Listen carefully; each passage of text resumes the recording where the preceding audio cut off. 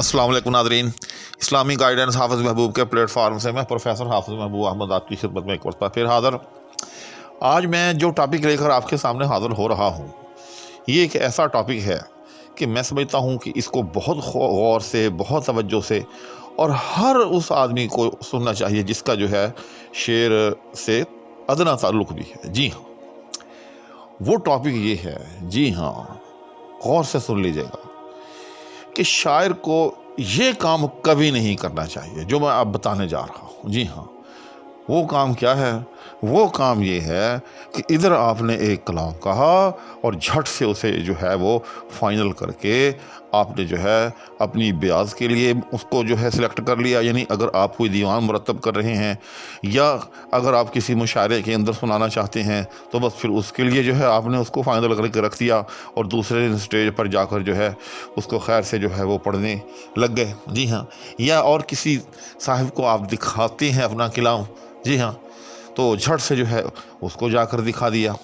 الغرض یہ کہ ایسا کبھی نہیں کرنا چاہیے۔ جی ہاں، کہ کلام کہتے ہی جی ہاں آپ اس کو جو ہے وہ فائنل تصور کر لیں اور آپ اس کو جو ہے طباعت کے قابل سمجھنے لگ جائیں، یا آپ اس کو جو ہے مشاعرے میں پیش کرنے کے قابل سمجھنا شروع کر دیں، یا آپ اسے اگر کسی رسالے وغیرہ کے اندر جو ہے بھیجتے ہیں، جی ہاں، کسی ماہنامے میں، کسی بھی رسالے میں، روزنامچے میں بھی اس کو بھیجا جا سکتا ہے، تو کہیں بھی ایک اخبار وغیرہ کے اندر اگر آپ اس کو چھپوانا چاہتے ہیں تو آپ اس کو جو ہے وہ بھیج دیں۔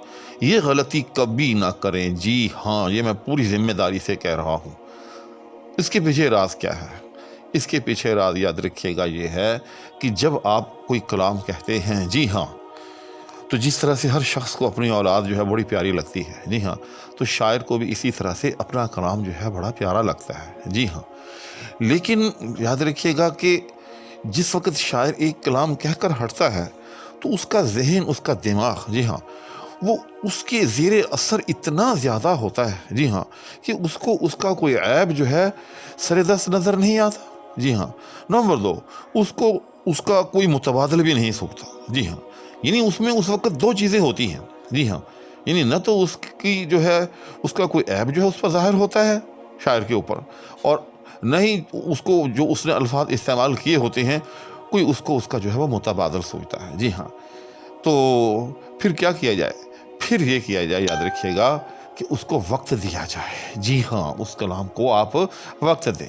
جی ہاں، بے شک آپ وقت ایسے دیں کہ ایک مرتبہ اس کو رکھ کر بھول جائیں۔ جی ہاں، میں یہ نہیں کہتا کہ آپ اس کو جو ہے بار بار پڑھیں، یہ ایک الگ ٹاپک ہے، انشاءاللہ اس پر جو ہے میں الگ سے جو ہے آپ کو جو ہے ایک ویڈیو دوں گا۔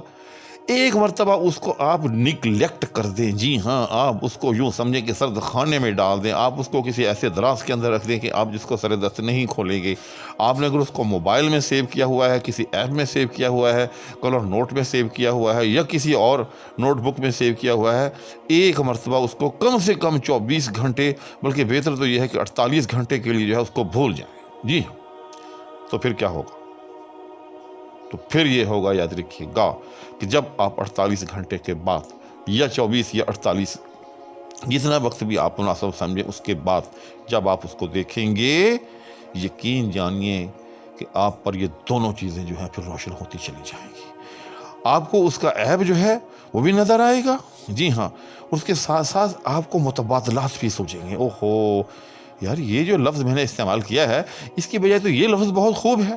جی ہاں، اس کی وجہ یاد رکھیے گا، اس کے دو جو ہیں ایلیمنٹ ہیں، یا اس کے دو سبب ہیں۔ جی ہاں، دو سبب اس کے یہ ہیں کہ جب آپ کوئی مصرع کہتے ہیں، جی ہاں، تو اتنا ظاہر ہے، شاعر جو ہوتا ہے وہ تو یوں سمجھے کہ سمندر کی تہ سے جو ہے وہ کسی گوہر کو لاتا ہے۔ جی ہاں، تو اس کا ذہن اس حد تک اس میں ڈوب جاتا ہے، اس مصرعے کے اندر یا اس انتخاب کے اندر، کہ اس کا ذہن اس قابل ہی نہیں رہتا سر دست، جی ہاں، کہ اس کو جو ہے کوئی اور متبادل سوچے، اور پھر اس کو وہ اتنا اچھا لگ رہا ہوتا ہے، جی ہاں، کہ اس کا ذہن جو ہے اگر وہ چاہے بھی تو کسی اور لفظ کی طرف منتقل نہیں ہو سکتا۔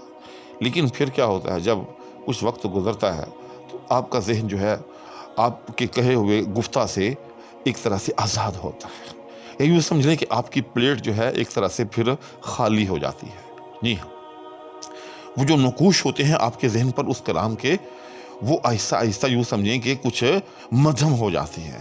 پھر کیا ہوتا ہے, پھر جب آپ اس کو پڑھتے ہیں دوبارہ تو آپ کو جو ہے پھر نئے نئے متبادلات سوچتے ہیں. جی ہاں, اگر آپ نے کہیں گلشن استعمال کیا ہے تو آپ کے سامنے پھر گلزار کا لفظ جو ہے وہ بھی نمودار ہو جائے گا, پھر آپ کے سامنے گلستان کا لفظ بھی نمودار ہوگا, پھر آپ کو چمن بھی سوچے گا, پھر آپ کو باغ بھی دکھائی دے گا. جی ہاں, تو اس طرح سے ہر لفظ کے ساتھ ایسا ہوگا.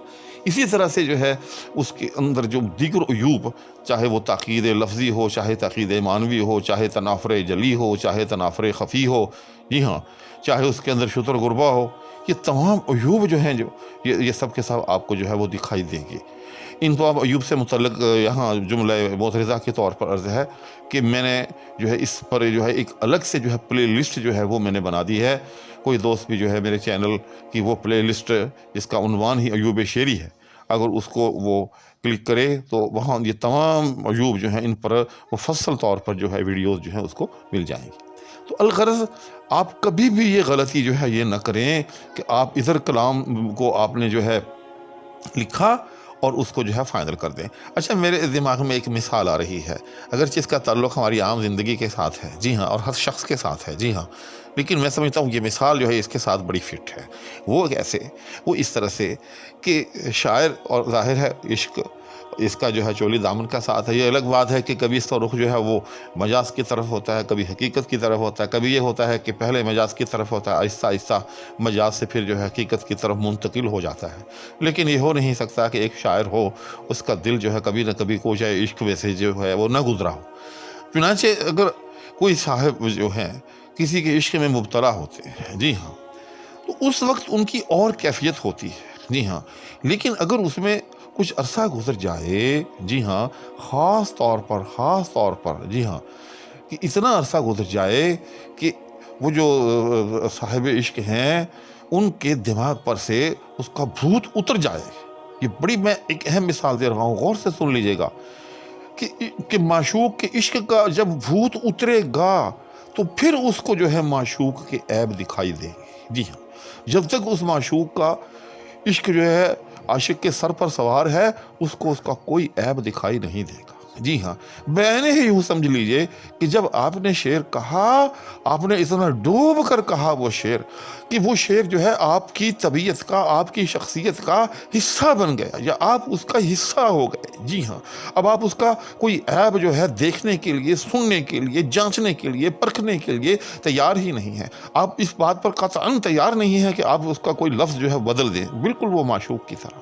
لیکن جب 48 گھنٹے گزریں گے, جی ہاں, جب آپ کے ذہن سے وہ شعر جو ہے کسی حد تک محو ہوگا, جی ہاں, تو پھر جب آپ اسی شعر کو پڑھیں گے تو آپ پر جو ہے اس شعر کے جو عیوب ہیں وہ آپ پر جو ہے وہ ظاہر ہوں گے, پھر آپ کو جو ہے متبادلات سوچے گے. جی ہاں, تو اس لیے یہ میری آپ کو ایک بڑی اہم نصیحت ہے کہ جب آپ کلام کہیں تو اس کو فوری طور پر جو ہے وہ فائنل نہ کر دیں.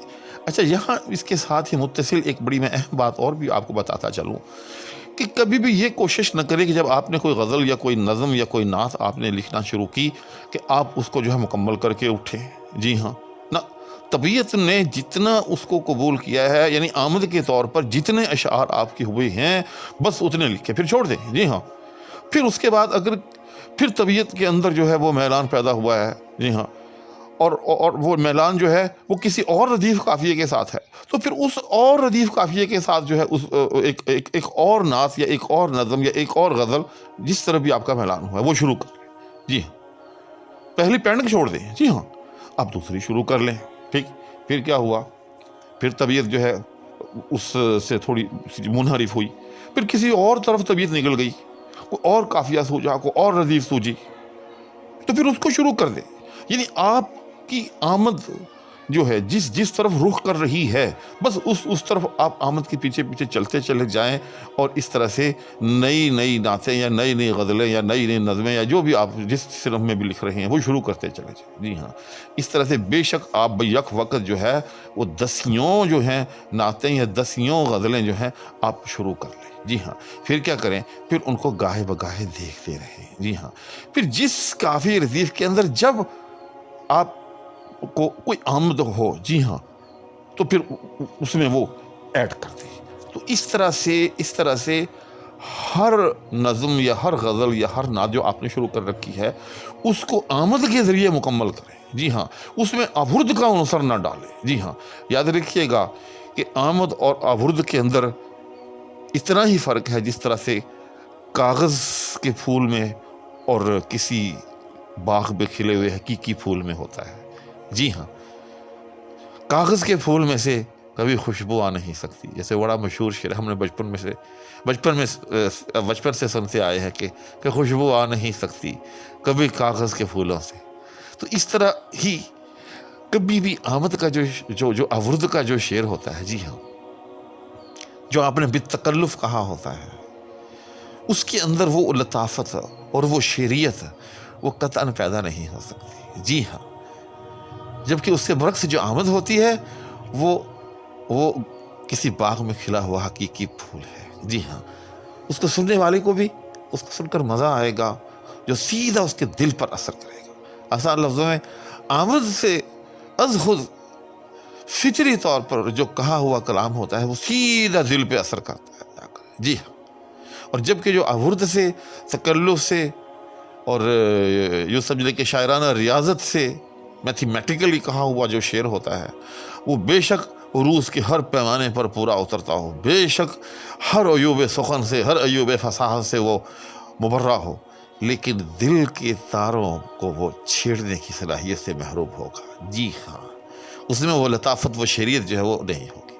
اس لیے آپ سے عرض کر رہا ہوں کہ آپ بے شک 10 غزلیں، نعتیں جو ہیں اس طرح سے شروع کر لیں. جی ہاں، لیکن جیسے جیسے آپ کی آمد کا رخ جس نعت یا غزل یا جس نظم کی طرف ہوتا ہو اس کے پیچھے چلتے چلے جائیں. اس طرح سے آہستہ بے شک کبھی کوئی مکمل ہوگی، کبھی کوئی مکمل ہوگی، کبھی کوئی مکمل ہوگی.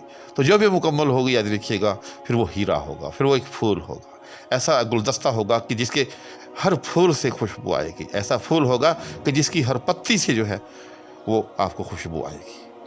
تو بہرحال آج کی میری اس گفتگو یا آج کے میرے اس لیکچر کا خلاصہ یہ ہے اور مقصد یہ ہے کہ کبھی بھی یہ غلطی نہ کریں کہ ادھر آپ نے کلام کہا اور ادھر جھٹ سے جو ہے اس کو آپ نے فائنل سمجھتے ہوئے کبھی کسی مشاعرے میں پیش کر دیا، یا اگر آپ اپنی کتاب چھپوا رہے ہیں اس میں جو ہے اس کو قابل طبع سمجھ لیا، یا اگر کسی رسالے میں بھیجنا چاہتے ہیں تو اس کو قابل ترسیل جو ہے وہ گمان کر لیا. یہ غلطی نہ کریں، بلکہ اس کو وقت دیں. ایک مرتبہ جو ہے اس کو جو ہے بھول جائیں تاکہ آپ کا دماغ جو ہے اس کے ساتھ جو آپ کی ایک محبت اور ایک وابستگی جو پیدا ہوئی ہے وہ کم ہو. جی ہاں، تاکہ پھر نئے سرے سے آپ کا ذہن جو ہے اس طرح منتقل ہو. جب نئے سرے سے منتقل ہوگا پھر نئے الفاظ کے ساتھ منتقل ہوگا، پھر نئی تراکیب کے ساتھ منتقل ہوگا.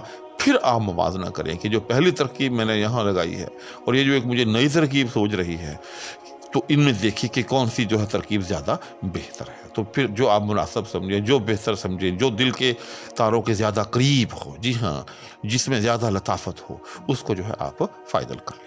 امید ہے کہ میری آج کی اس گفتگو یا آج کے اس لیکچر سے بھی کسی نہ کسی درجے میں آپ کا فائدہ ہوا ہوگا. اس دعا کے ساتھ کہ اللہ جل شانہ ہم سب کو ہماری فیملیز کے ہمراہ اپنے حفظ و امان میں رکھے. اجازت چاہوں. اللہ حافظ.